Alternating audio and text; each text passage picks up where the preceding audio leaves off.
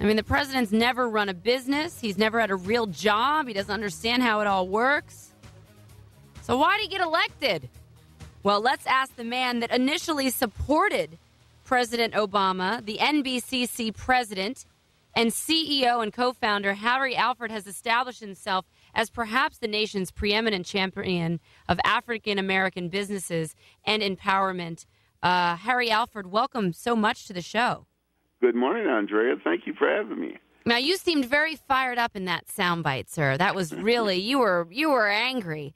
Now, you supported President Obama in 2008. Now you don't. So what happened? He made a fool out of me and a lot of other people. The guy is a shrewd politician, and he's got a good ground game going for himself, his team. And it was just the timing, the aura of history that America could have a black president. From slavery to Jim Crow to now we hold the highest position in the land. People had to do it. They went for it, including myself. And do you think that they were duped? I mean, you said he made a fool out of me. That's how you opened. Do you feel personally, duped? Yes, he did. I thought he was going to get in there and do the right thing. And now that he's reelected, which I didn't support, he's worse than ever. I mean, what is he running for? He's turned out.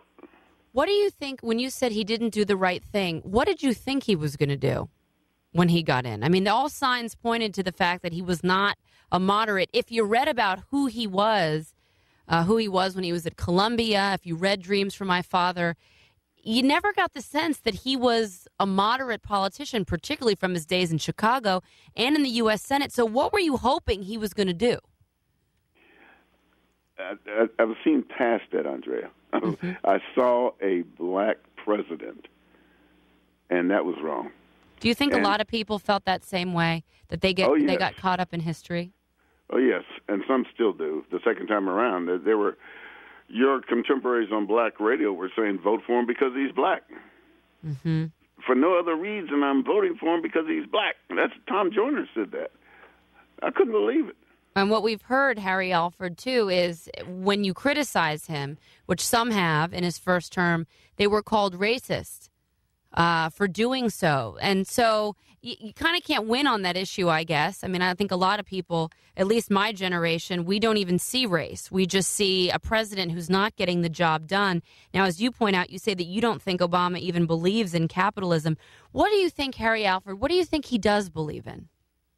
He believes in government controlling the lives of the people in that country, namely the United States. He wants government in anything and everything. He wants it in your health insurance. He wants it in your job. He wants it in the way your lifestyle, your culture. He wants to take away your guns, which is a constitutionally protected right. He does not care about a budget.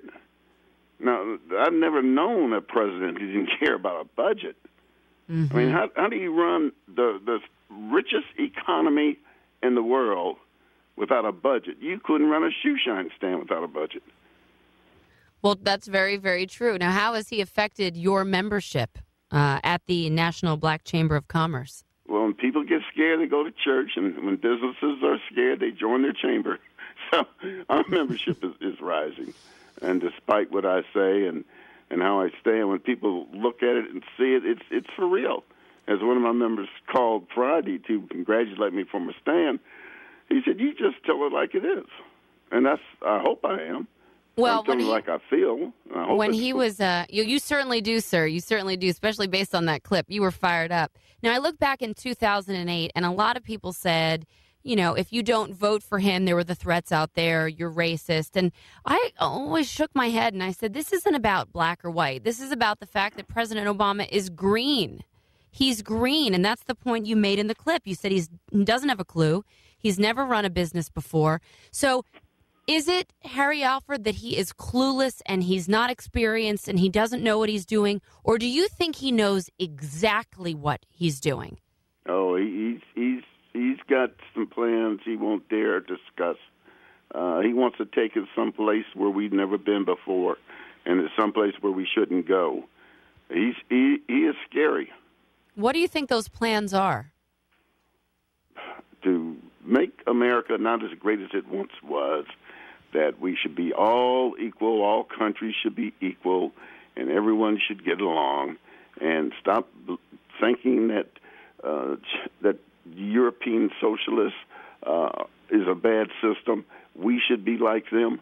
We should be like France, as it's approaching 75% rate for taxation for the wealthy. It's crazy. Sir, in his writings in Dreams from My Father, he talks about how his father was anti-West and his father was part of a socialist a group in Kenya. Do you think that he has, in a lot of ways, the beliefs of his father and that he's trying to fulfill his father's prophecy? I mean, even Obama himself admitted to attending socialist rallies. And you seem to think, sir, that he doesn't want the United States to be great anymore. He actually deliberately and in a very calculated way wants to weaken us. So do you believe that in some way he is like his father? He doesn't even know his father. I mean, he doesn't know his father. They spent, 2 weeks together or something? Mm-hmm. So that's kind of romantic, that his father's from Kenya, but no, he doesn't know his father. He's got his training from somewhere else. Where do you think he got that training? He spent 6 months in Pakistan, according to the book, Harvard, Columbia, mm-hmm. and his buddies in Chicago. He follows the Saul Alinsky way of things.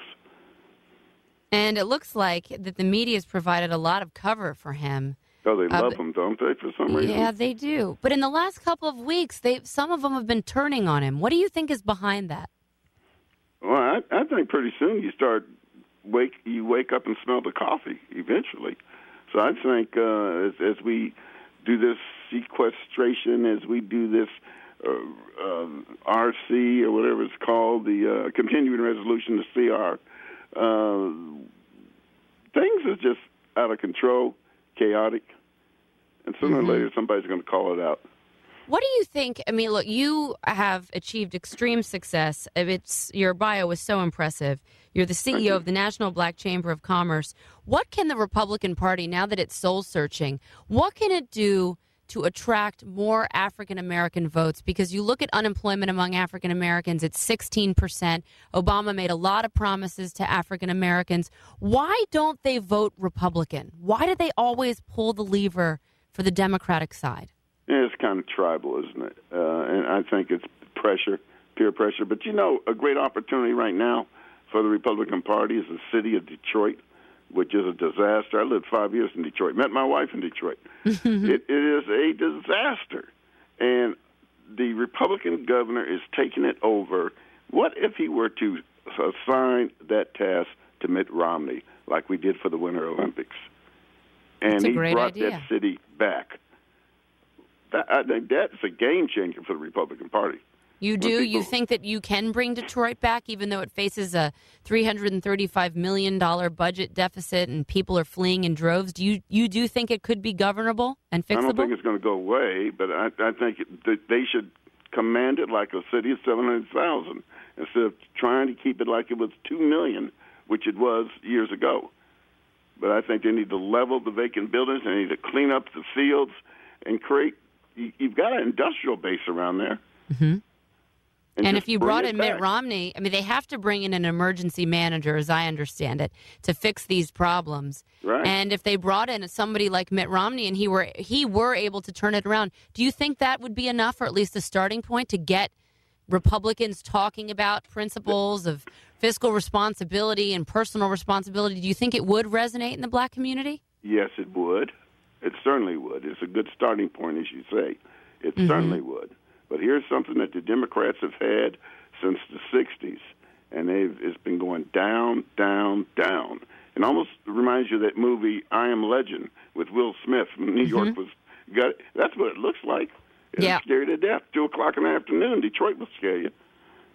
Well, it sounds like a big job, and you know what? Your idea is a very good one. Mitt Romney put him in charge. I think he would do an excellent job. He is a fixer. We have to give him credit on that. Harry Alford, I give you credit for coming out and speaking your mind.